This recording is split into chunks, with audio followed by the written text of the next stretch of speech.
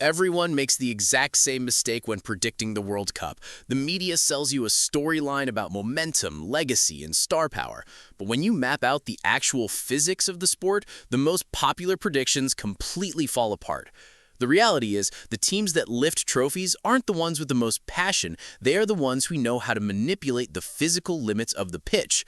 Welcome to Project Nutmeg. Today, we are ignoring the hype and looking at the math that proves mainstream tactical predictions are structurally impossible.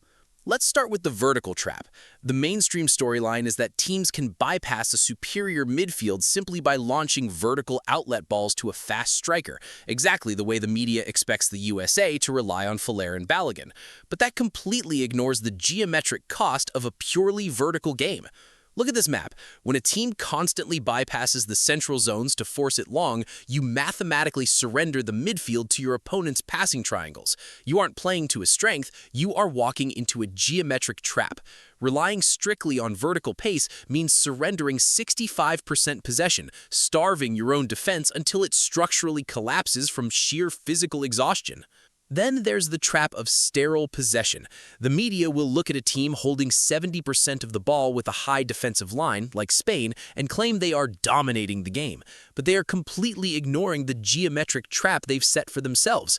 When you commit 8 bodies into the final third, you mathematically cannot recover in transition. You don't need to outplay a high-possession midfield, you just need to bypass it.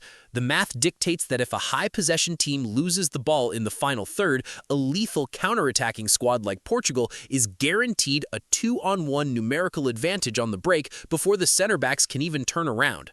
Finally, we have the low block delusion. The romantic storyline is always that an underdog can just park the bus and frustrate a giant through pure grit. We literally just saw the media pray for this exact scenario when Paraguay tried to suffocate France. But grit doesn't change the laws of physics.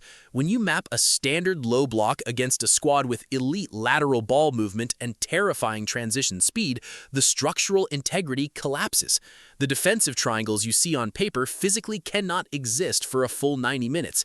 When you factor in the physical displacement metrics required for defenders to constantly shift side to side, the math dictated Paraguay's defensive grid would eventually shatter, and it did. Grit is completely irrelevant when the math dictates you are permanently stretched too thin. Whether it's the group stage or the World Cup final, the mainstream media's predictions are always built on the same collapsing narratives. The rigid systems they bank on are mathematically destined to fail under the reality of tactical entropy. Don't let the emotional storylines trick you. The math always wins. We'll be breaking down every geometric trap and tactical collapse right here for the rest of the tournament. Make sure you hit that subscribe button so you don't miss our breakdown of the next round of matchups. Let me know in the comments, who do you think actually has the tactical structure to go all the way and lift the trophy? Thanks for watching, and this has been Project Nutmeg.